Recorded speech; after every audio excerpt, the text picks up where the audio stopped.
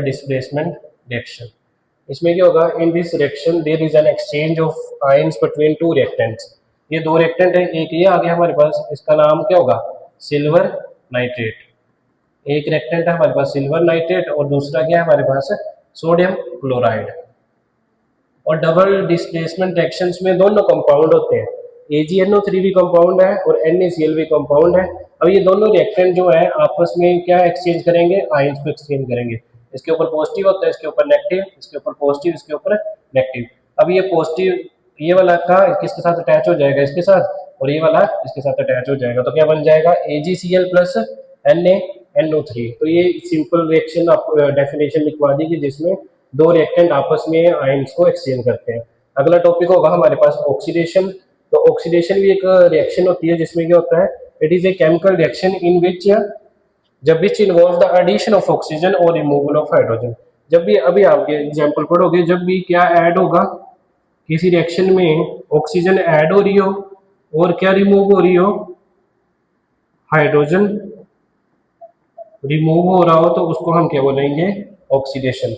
It is a chemical reaction which involves the addition of oxygen और removal of hydrogen. जैसे ये example है carbon plus oxygen. यहाँ पे दो रिएक्टेंट है, एक कार्बन है एक ऑक्सीजन है। अब आप देख सकते हो कि इसके साथ ऑक्सीजन नहीं अटैच है, जब आप रिएक्शन हुई तो इसके साथ क्या अटैच हो चुकी है, ऑक्सीजन। तो ये कैसी रिएक्शन है हमारे पास, ऑक्सीडेशन। पहले सी अकेला था यहाँ पे, अब ऑक्सीजन ऐड होगी तो क्या बन गई है, ऑक्सीडेशन रिएक्शन। अब नेक्स्ट है, जैसे अगली आ गई रिडक्शन। रिडक्शन में उल्टा होगा, उसमें ऑक्सीजन ऐड हो रही थी, इसमें हाइड्रोजन ऐड होगा। रिडक्शन और ऑक्सीडेशन एक दूसरे के अपोजिट होते हैं। इसमें क्या ऐड होगी, हाइड्रोजन, और क्या रिमूव हो रहा होगा, ऑक्सीजन रिमूव हो रही होगी। इस रिएक्शन में आपको पता चल जाएगा कहाँ ऑक्सीडेशन हो रही, कहाँ रिडक्शन हो रही। तो दोनों डेफिनेशन याद होनी चाहिए। It is chemical reaction in which edition of hydrogen and removal of oxygen. आप बस ये देखोगे, जब ऑक्सीजन ऐड हो रही होगी तो क्या होगा हमारे पास, ऑक्सीडेशन, और जब ऑक्सीजन क्या हो रही होगी, रिमूव हो रही होगी, तो क्या बोलेंगे हम उसको, रिडक्शन। ठीक है।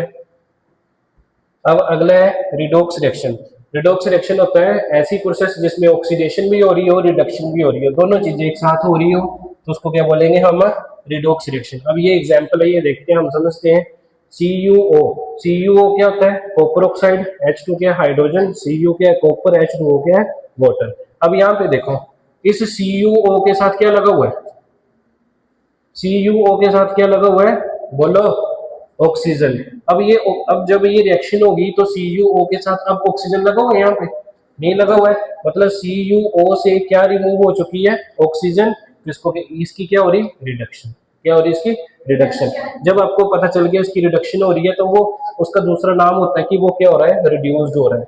जिसकी रिडक्शन हो रही होती है वो क्या हो रहा है, रिड्यूस्ड। फिर से बोल रहा हूँ, यहाँ पे देखो, CuO के साथ, Cu के साथ लगी है O रिमूव हो गया, अकेला रह गया कॉपर, तो इसकी क्या हुई, रिडक्शन, और क्या लिख दिया, रिड्यूस्ड। फिर एक और चीज होती है ऑक्सीडाइजिंग एजेंट और रिड्यूसिंग एजेंट। बस आपने ये याद रखना है, जिसकी रिडक्शन हो रही होगी वो क्या होगा हमारे पास, ऑक्सीडाइजिंग एजेंट। क्या होगा वो हमारे पास, ऑक्सीडाइजिंग एजेंट। अब यहाँ इसको देखते हैं, H2 के साथ ऑक्सीजन लगी है, नहीं लगी है। जब रिएक्शन हुई तो क्या लग गया इसके साथ, O। तो हम क्या बोल सकते हैं, H2 के साथ क्या ऐड होगी, ऑक्सीजन, तो इसको क्या बोलेंगे हम, ऑक्सीडेशन। क्या बोलेंगे हम इसको, ऑक्सीडेशन। और इसका दूसरा नाम क्या होगा, ऑक्सीडाइज्ड हो रहा, और दूसरा नाम क्या आ गया हमारे पास, इसको क्या बोलेंगे हम, रिड्यूसिंग एजेंट। एक चीज फिर से बोल रहा हूँ, जिसकी ऑक्सीडेशन हो रही होगी उसको क्या बोलेंगे हम, रिड्यूसिंग एजेंट।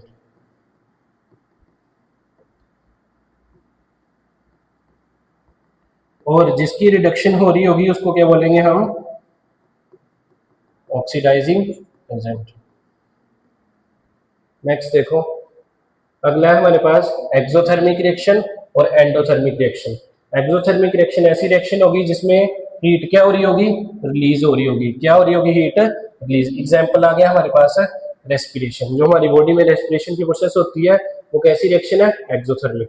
एक और लाइन लिखी हुई है, जितनी भी कंबशन रिएक्शंस होती हैं, जब भी हम वुड को क्या करते हैं, बर्न करते हैं, जब किसी भी चीज को बर्न करते हैं तो तब क्या होती है, जैसे लकड़ी जलाते हैं तो क्या होती है, हीट रिलीज होती है, तो वो कैसी रिएक्शन होगी, एक्सोथर्मिक। ये भी एमसीक्यूज में पूछते हैं कि कौन सी रिएक्शन एक्सोथर्मिक होती है, कौन सी एंडोथर्मिक होती है। वो भी पूछते हैं कि रेस्पिरेशन एक्सोथर्मिक क्यों है।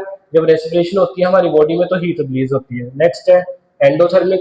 एंडोथर्मिक वो केमिकल रिएक्शंस होंगी जिनमें हीट क्या होगी, अब्जॉर्ब होगी। मतलब ये ऐसी रिएक्शंस होती हैं जिनमें हीट चाहिए होती है। फॉर एग्जांपल आपने पढ़ी ये क्या, फोटोसिंथेसिस। अब फोटोसिंथेसिस की प्रोसेस है किसकी प्रेजेंस में होती है, सनलाइट। सनलाइट मतलब इसको सनलाइट से क्या मिलती है, हीट मिलती है। तो रेस्पिरेशन कोई पूछे तो एक्सोथर्मिक, और फोटोसिंथेसिस पूछे तो फोटोसिंथेसिस कौन सी है, एंडोथर्मिक। नेक्स्ट है रेंसिडिटी, ये भी पढ़ा हुआ है आपने।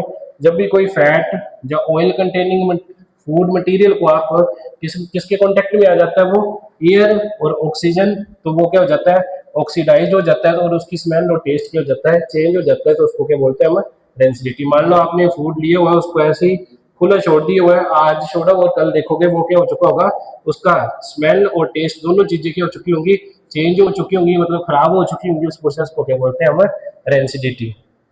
नेक्स्ट है हाउ टू प्रिवेंट रेंसिडिटी। तो अब तो जैसे गर्मियों में हम खाने को कहाँ पुट कर देते हैं, रेफ्रिजरेटर में, या फिर क्या बोलेंगे, फ्रिज में। उसके बाद जैसे अगर आपने बिस्किट का पैकेट खोल के रखा है तो आप क्या कोशिश करते हो, उसको किसी बॉक्स वगैरह में डाल के रख देते हो ताकि वो खराब ना हो। नेक्स्ट है करोजन। करोजन में भी सेम चीज आएगी, लेकिन इस केस में क्या आएगा, कोई जब मेटल कॉन्टेक्ट में आ जाएगा किसके, एयर या एसिड के या मॉइस्चर के, तो वो मेटल क्या हो जाता है, कोरोड हो जाता है, मतलब जंग लग जाता है, उसको खराब हो जाता है। तो उसको क्या बोलेंगे हम, करोजन। और करोजन से बचाने के लिए क्या करते हैं, उसको पेंट अप्लाई करते हैं, या फिर क्या अप्लाई करते हैं, ग्रीस वगैरह उसके ऊपर हम अप्लाई करते हैं। नेक्स्ट है प्रेसिपिटेशन रिएक्शन, ये भी पढ़ाई थी मैंने। ए reaction in which insoluble product is produced. ऐसी रिएक्शन कोई, मतलब आपने रिएक्शन करवाई और उसके अंदर एक इनसोल्युबल प्रोडक्ट फॉर्म हो गया, मतलब जो उसके अंदर डिजोल्व नहीं हो, ये मान लो वाटर है और आपने कोई रिएक्शन करवाई और यहाँ पे इनसोल्युबल प्रोडक्ट फॉर्म हो गया, उसको क्या बोलेंगे हम, प्रेसिपिटेशन रिएक्शन। और ये जो फॉर्म हुए इसको क्या बोलते हैं हम, प्रेसिपिटेट।